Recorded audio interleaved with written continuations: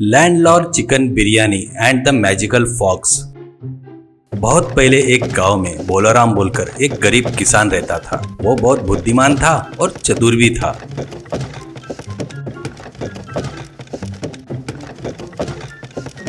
इसलिए जमींदारों के बाजू में ताकतवर बनकर और गरीब किसानों के लिए भगवान बनकर रहता था।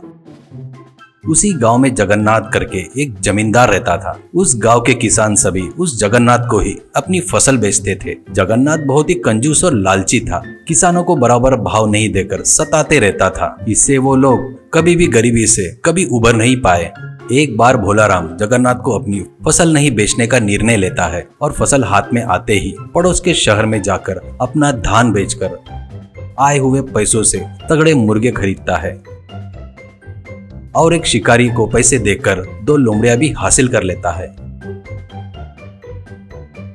उन दोनों में से एक को रूम में बांधकर दूसरे को संकल से बांधकर अपने साथ घुमाता है। जगन्नाथ एक दिन अपने एरिया से जाते रहता है तो भोलाराम मिलता है। तब भोलाराम, बाबूजी आपकी फसल तैयार है, आप जब बोलोगे तब आप ले जा सकते हो, ऐसे कहता है। तो जगन्नाथ, वो तो ठीक कह रहे, पर ऐसे लोमड़ी को पकड़कर क्यों घूम रहा है? वो भाग नहीं जाएगा क्या? भोलाराम, गया तो भी तुरंत वापिस घूमकर आएगा, ये मायावी लोमड़ी है करके बताता है। और देखते क्या इसका जादू। कहते हुए भोलाराम उस लोमड़ी से कहता है, तू जाकर अच्छी मुर्गी लेकर आ, कहकर उसके गले की संकल खोलता है। संकल के खुलते ही वो बहुत तेजी से भागती है।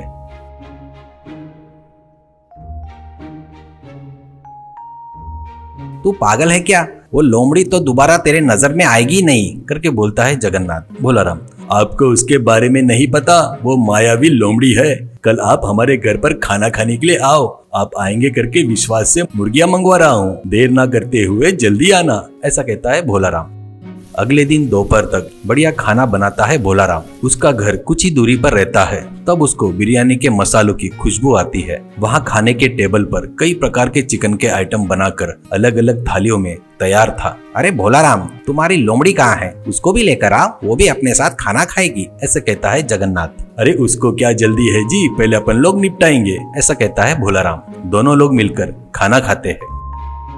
खाना खाने के बाद जगन्नाथ को लोमड़ी की याद आती है। वैसे मायावी लोमड़ी मेरे पास रहा तो बहुत अच्छा रहेगा, करके सोचकर भोलाराम से कहता है, अरे जाओ अपनी लोमड़ी को लेकर आओ, देखता हूँ, करके बोलता है। जगन्नाथ की बातों पर खुद ही मन में हंसकर उठकर जाकर रूम में बांधकर रखे हुए दूसरे लोमड़ी को रस्सी से बांधकर बाहर लाता है। जैसे ही बाहर लाता है वैसे ही 500 सिक्के में बेचता क्या, करके पूछता है जमींदार जगन्नाथ। तो भोलाराम सिर हिलाते हुए, बेचना ही काम है, लेकिन उस पर मेरी जिंदगी की गाड़ी चलती है, उसको बेचा तो मैं भूखा मर जाऊंगा। तुमको देने वाला धान पूरा बकाया लेकर जाओ, पर लोमड़ी को मत मांगना, करके बोलता है। तुम्हारी भीख नहीं चाहिए, मुझे तो बस वो मायावी लोमड़ी चाहिए, ऐसा कहता है। 1000 मुद्राओं में लेकर जाता हूँ, ऐसा कहता है जगन्नाथ। आप इतनी ही जिद कर रहे हैं तो मुझे 1500 मुद्राएं दीजिए, कहता है भोलाराम मासूम सा चेहरा बनाकर। उससे कम बोलोगे तो नहीं जमेगा, भावबाजी नहीं होगी, ऐसे कहता है।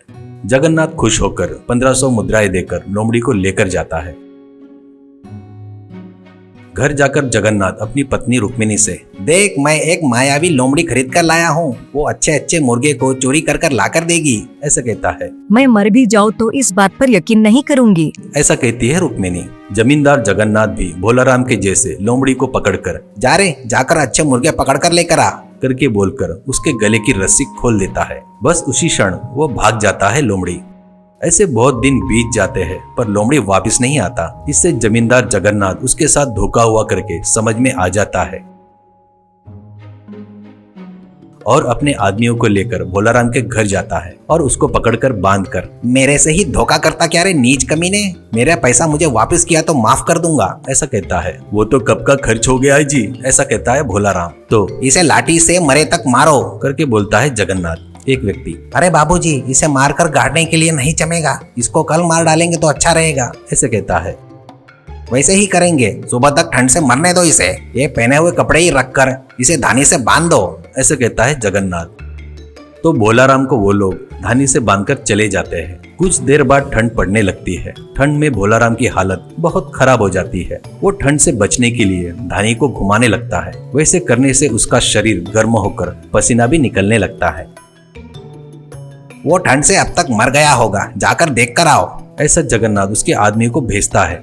वो जाकर देखकर आकर, मालिक वो ठंड से मरा नहीं और पूरा शरीर पसीने से भरा है और वो शरीर पर फूंक रहा है करके कहता है। इसमें कोई राज है सोचकर जमींदार उसके पास आकर, अरे भोलाराम, इतने ठंड में तुझे इतना पसीना कैसे निकल रहा है? कहता है तो हंसते हुए, बगैर किसी कारण से किसी निरपराधी को सजा दिए तो क्या होगा बाबूजी? मैंने तुमको जो लोमड़ी दिया था ना, वो सचमुच मायावी थी। तुम उसको किसी कारण से गुस्सा दिलाए होंगे। कहीं उसकी महिमा पर तुम्हारे घर वालों ने विश्वास नहीं किए होंगे। वो बात पता चलने पर वो फिर से नहीं आएगी। वैसा ही कुछ हुआ होगा, ऐसा बोलता है जगन्नाथ। तो फिर इतनी ठंडी में तुझे पसीना कैसे निकल रहा है? इसका राज क्या है? करके पूछता है। नजर के सामने दिख रहा था तो उसे आप नहीं माने। मैंने जो कपड़े पहने हैं ना, इसे आप क्या समझ रहे हो? ये भी बहुत चमत्कारी है।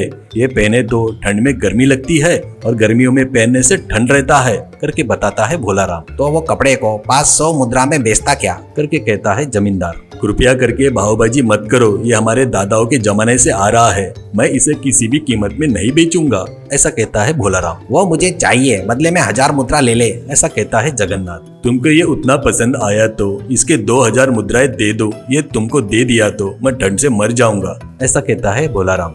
जगन्नाथ उसको मांगे उतने पैसे देकर उससे वो शर्ट लेकर घर में जाकर धोकर सुखाता है। बाद में ठंडी में सिर्फ शर्ट पहनकर अपने ससुराल जाता है। वहाँ बहुत ठंड पड़ती है। वैसे उसको देखकर सभी हंसते हैं। भोलाराम ने उसको फिर से धोखा दिया करके उसको समझ में आ जाता है। इस बार भोलाराम के झांसे में नहीं आऊंगा करके और उसको मरवाऊंगा करके निर्णय लेता है। उसके आदमी फिर से भोलाराम को पकड़कर लाते हैं। इस बार जगन्नाथ उसको एक बोरे में बांधकर समुद्र के किनारे एक पहाड़ी पर ले जाता है।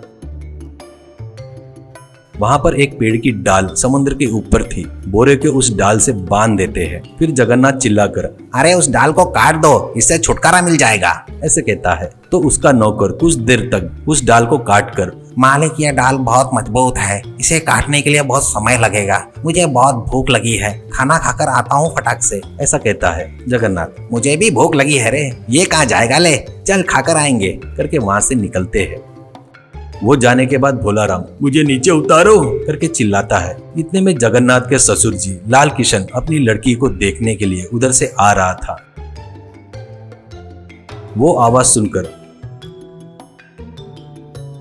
कौन है करके चिल्लाता है। भोलाराम उसकी आवाज पहचान लेता है। उसको कुबड़ है करके भोलाराम को पता भी था और कोई भगवान जैसा आया है सोचकर, नीचे उतारो बाबूजी, मेरा कुबड़ गया है करके बोलता है। लाल किशन, कुबड़ गया क्या करके बोलता है। तो आपको पता नहीं होगा, इस बोरे में बैठे तो कुबड़ ठीक हो जाता है। मुझे उतारो, आपको ही पता चल जाएगा। हमारे लोग अब तक आ जाने को होना था, पता नहीं क्यों नहीं आए। फिर से यह बोरा ले जाकर जिनका है उनको दिए तो वो लोग 1 घंटे के 100 मुद्राएं नाक पकड़कर वसूल करेंगे, ऐसा कहता है भोलाराम। वो बात है क्या, मुझे भी कुबड़ है, मुझे भी थोड़ी देर बैठने देता क्या, तेरे को 100 मुद्राएं देता हूँ, ऐसा कहता है लाल किशन।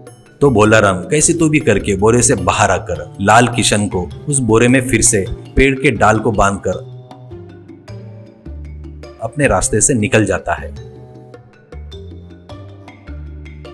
बाद में जगन्नाथ अपने आदमी के साथ आकर पेड़ के डाल को काटकर समुद्र में गिरा देता है।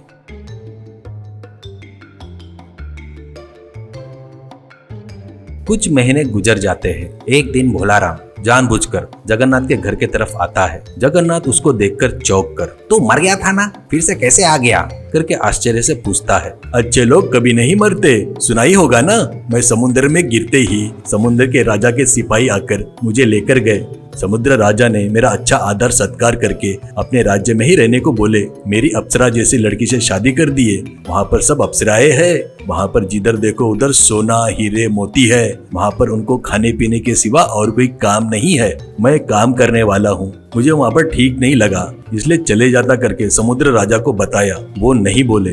मैं मुझे जाना है करके बताया। उन्होंने कहा जब दिल करे तब आ जाना और अपने खास दोस्तों को भी लाते रहना करके बताए। मेरी पत्नी को साथ लेके चलता बोला तो वो इस दुनिया में नहीं आती बोली, ऐसे कहता है भोलाराम। अरे ये तो पागल है, बेवकूफ है। मैं तो वहाँ के सभी औरतों से शादी करके राजा को वहाँ से हटाकर मैं राजा बन जाता था करके सोचता है जगन्नाथ और भोलाराम से। अरे तुझे पुण्य मिलेगा रे, एक बार मुझे उस दुनिया में लेकर चल, ऐसे कहता है। भोलाराम पहले नहीं मानता, बाद में जबरदस्ती करने से मान जाता है। आप ये बात बाहर किसी को मत बताना, चुपचाप मेरे साथ आओ, नहीं तो हम लोग भी आएंगे करके सभी लोग पीछे पड़ेंगे बेवकूफ। कल सुबह 2 नाव तैयार करके रखता हूँ, करके कहता है भोलाराम।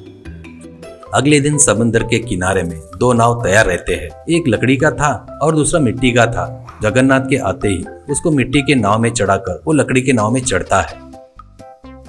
दोनों नाव समुद्र में बहुत दूर जाने के बाद भोलाराम अपने चप्पू से जोर जोर से अपने नाव पर मारते हुए, इसकी आवाज से समुद्र के दूत आएंगे, ऐसे कहता है। जमींदार जगन्नाथ इधर उधर देखकर ज्यादा देर बर्दाश्त नहीं कर पाता। मेरे नाव पर मारे तो आवाज ज्यादा आएगा, करके खुद के नाव पर चप्पू से जोर जोर से मारते ही वो मिट्टी का नाव टूटकर जमींदार जगन्नाथ समुद्र में डूब जाता है। भोलाराम हंसकर अपने नाव से वापिस आ जाता है।